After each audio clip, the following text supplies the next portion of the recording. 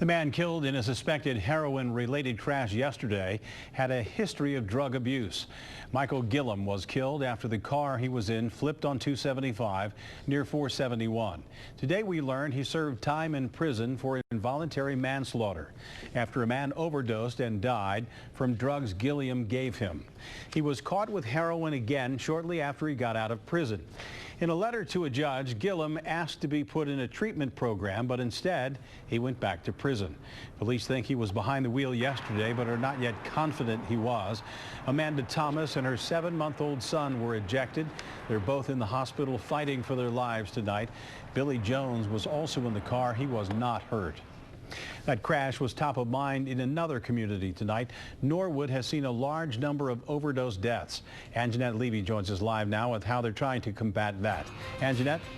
Well, Rob, this is, of course, just one community in the tri-state that has been hit hard by that heroin epidemic with overdose deaths and an increase in some crimes, so people looking for drug money can go out and buy their drugs. Well, some members of the community say they want to try something that some other communities have tried in order to get addicts the help that they need. The pews at Cameron Avenue Church of God were filled tonight with people who are concerned about the heroin epidemic. Margie Bush is one of them.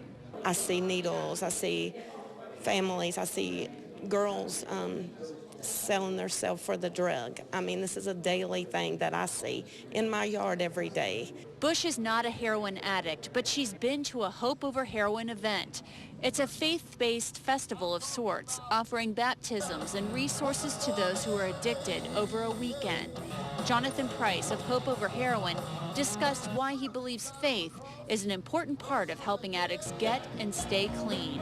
Folks who get delivered sometimes aren't able to be perfectly clean after that, but that's why the faith-based community is kind of an important part of this, to be able to provide this redemptive care and resources. It changed my life. It made me look at addiction differently. Church member Nathan Atwood invited Hope Over Heroin to Norwood. He's seen the damage the drug has done with an increase in crime and overdose deaths. He wants to do something, anything, to help his community. I don't want Norwood to be the next city on the news for a person that was caught with a heroin overdose in a car where they wrecked their car and their kid was in the car. Hope Over Heroin events have also been held in Hamilton and Newport, and I did speak with a woman tonight at the meeting. She didn't want to speak on camera, but she said she used heroin for over 20 years, and she said that her faith helped her get and stay clean.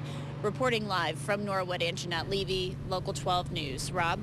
Angenette, thanks very much.